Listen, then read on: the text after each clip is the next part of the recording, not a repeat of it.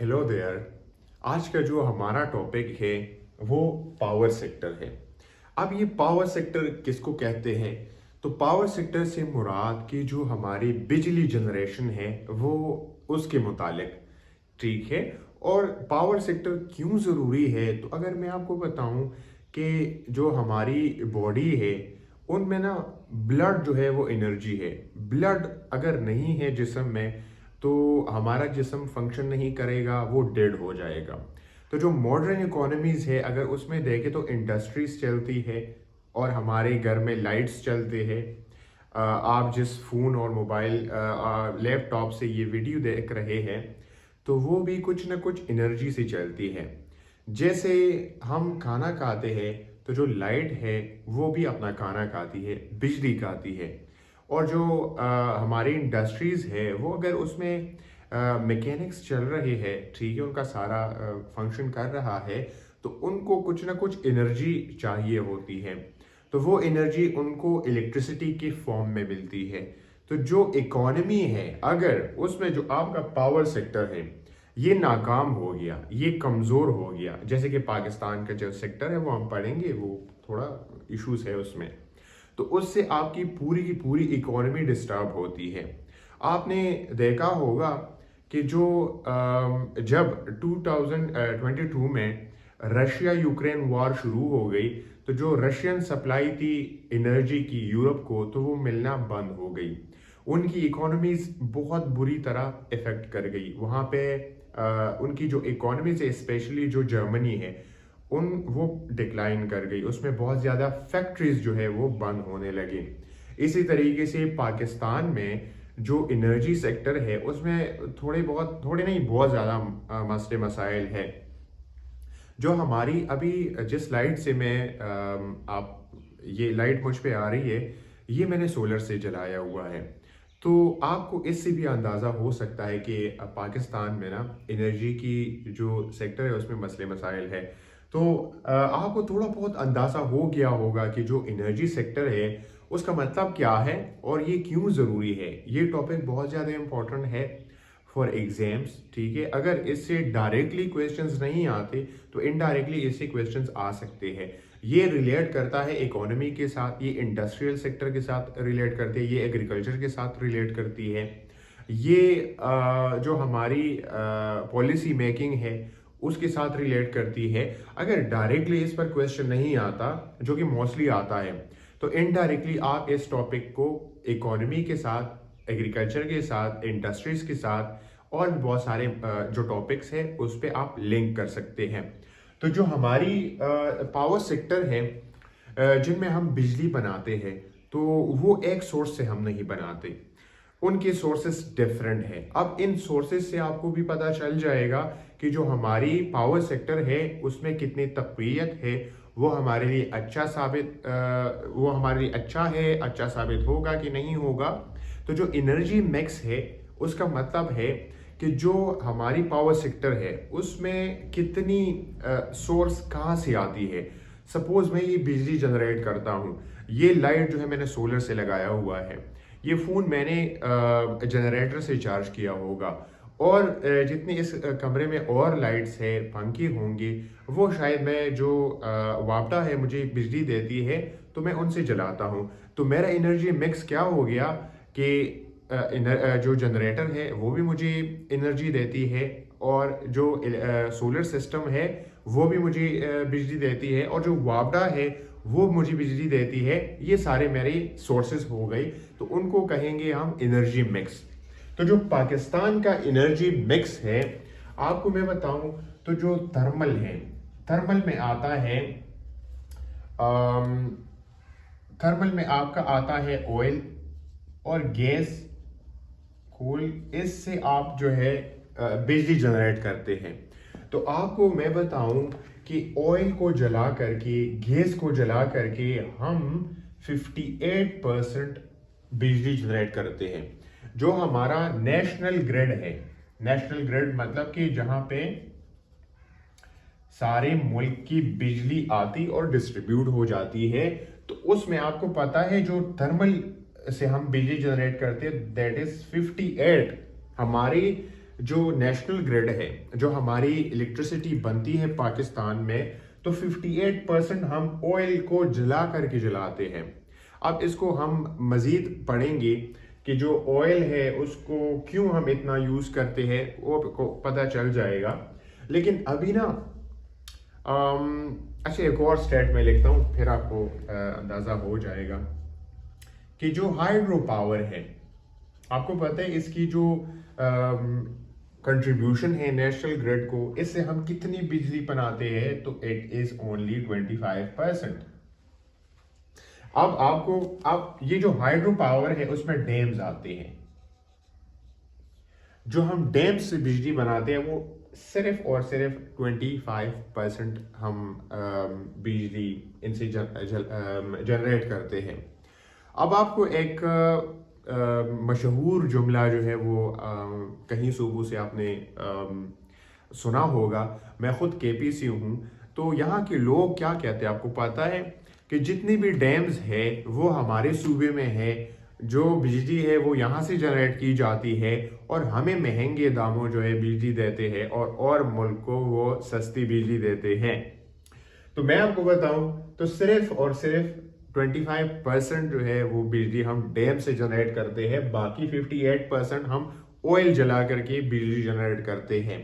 ये ऑयल की जितनी भी प्रोडक्शन है ये कराची, सिंध उस इलाकों में होती है। तो उनको चाहिए कि जो सिंध और उस इलाकों में ये पावर प्रोड्यूसर्स हैं वो 58% नेशनल ग्रिड को देती है। तो ये आर्गुमेंट तो बहुत कमज़ोर है, ठीक है। स्टैट्स जो है वो हमें कुछ और कहती है कि सारी बिजली केपी वाले जनरेट करते हैं। वैसे मैं खुद केपी से हूँ, ये मैं खुद अपने आप पे क्रिटिसिज्म करता हूँ। मैं खुद ये आर्गुमेंट जो है करता था कि बिजली हम जनरेट करते हैं और हमें भी महंगे रेट्स पर बिजली दिया जाता है।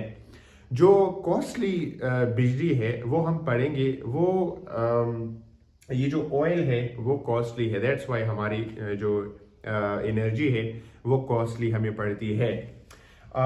अच्छा, जो और हमारी सोर्सेज है एनर्जी की, उसमें आती है रिन्यूएबल एनर्जी। रिन्यूएबल का मतलब है कि जो रिन्यूएबल एनर्जी का हमारा एनर्जी शेयर जो है वो ओनली 9% है। ये जो रिन्यूएबल एनर्जी है उसमें विंड आती है, विंड एनर्जी, सोलर एनर्जी आती है, बायो एनर्जी आती है, ठीक है।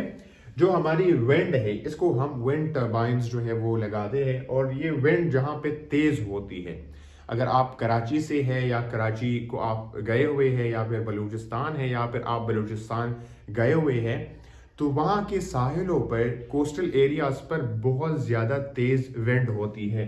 तो उस पर ऐसे विंड टरबाइन लगा करके, ठीक है, ऐसे विंड टरबाइन लगा करके ये विंड जो है ये रोटेशन करती है और जो डायनामो है वो चलाती है, उनसे बिजली जनरेट की जाती है।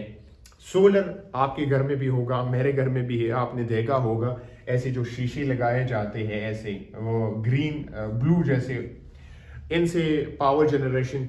बायो का मतलब है कि जो डंग है, ठीक है, जो एनिमल्स के फीसेस है, डंग है, उसको जला के वो बायो फ्यूल जो है वो जनरेट करते हैं। अगर आप रूरल एरिया से है, आप गांव वाले इलाकों से है, तो वहाँ पे काऊ और गाय, काऊ गाय और बफेलो, इन चीज़ों, ये जितने भी एनिमल्स है, इनका जो डंग है वो एक केक की तरह होता है और फिर उनको वो सुखा के जलाते हैं। तो बायोफ्यूल जो है, अभी कोई टेक्नोलॉजी है, मशीनरी है, उनको ये जो है डंग देते हैं और वहाँ से वो गैस जनरेट की जाती है, उनको कहते हैं बायोफ्यूल।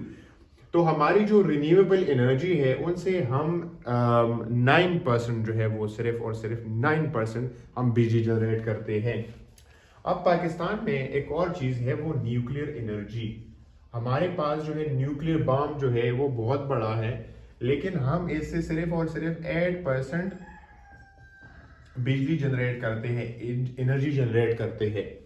अब आपको मैं बताऊं तो जो न्यूक्लियर एनर्जी है वो रिन्यूएबल में क्यों नहीं आती? ये भी एक क्वेश्चन है। हम सोचते थे कि जो रिन्यूएबल एनर्जी है तो उसमें न्यूक्लियर एनर्जी भी आती है। रिन्यूएबल एनर्जी जो कि वो एनर्जी जो कि आज आप यूज़ करते हैं तो कल दोबारा वो आप यूज़ कर सकते हैं। सपोज सन है, आप यूज़ करो, कल जो है वो दोबारा आप यूज़ कर सकते हैं। विंड है, ठीक है, आज विंड को यूज़ करो, कल दोबारा यूज़ करो। लेकिन ये जो न्यूक्लियर है ये स्पेसिफिक मटेरियल जो है उनको यूज़ करते हैं, जिसको एक मटेरियल है, नाम मैं भी भूल गया, बहुत मशहूर है यार, मैं नाम भूल गया। तो उस मटेरियल से ये एक न्यूक्लियर एनर्जी लेती है, ठीक है, और फिर वो आपका वेस्ट बन जाता है, ठीक है, आपका वेस्ट बन जाता है। फिर वो वेस्ट जो है आपने कहीं पे बरी करना है और ये रिएक्शन भी कर सकती है, जो रिन्यूएबल हमारी जो हमारी न्यूक्लियर है, तो उसका मैं नाम भूल गया। लेकिन समहाउ ये न्यूक्लियर एनर्जी जो है उसका वेस्ट होता है, ये रिन्यूएबल नहीं है। आप इस एक मखसूस जो सब्सटेंस है आप उसको यूज करते हैं, उससे न्यूक्लियर एनर्जी आप जनरेट करते हैं, तो वो वेस्ट बन जाता है। आपने कहीं पे सेफ जगह पे वो दबाना है। और पाकिस्तान जो है, पाकिस्तान उसमें न्यूक्लियर एनर्जी है, आई थिंक उसकी मोर देन 50 ईयर्स जो है उनकी सेफ वो रिएक्टर्स है, लेबॉर्ट्रीज है, वो वहाँ पे काम करते हैं। तो हमारी जो अभी ये जो एनर्जी मिक्स है, ये हमने पढ़ा हमारी एनर्जी मिक्स, ठीक है, ये हमारी एनर्जी मिक्स है। इसमें थर्मल 58% है, इसमें हाइड्रो पावर 25% है, रिन्यूएबल एनर्जी सिर्फ और सिर्फ 9% है, और हमारी जो न्यूक्लियर है वो सिर्फ और सिर्फ 8% है। तो अब आपको मैं बताऊं तो हमारी एनर्जी मिक्स से भी पता चलता है कि जो हमारी पावर सेक्टर है वो बहुत ज़्यादा वल्नरेबल है, बहुत ज़्यादा। मैं बताऊं तो जो ऑयल है, ऑयल ये हम कहाँ से लेते हैं? हम बाहर के मुल्कों से लेते हैं, क्योंकि पाकिस्तान अपनी ऑयल जनरेट नहीं करती। ये हम लेते हैं मिडल ईस्ट से, ठीक है, मिडल ईस्ट से लेते हैं, ज़्यादा हमारा चंक जो है वो वहां से आता है।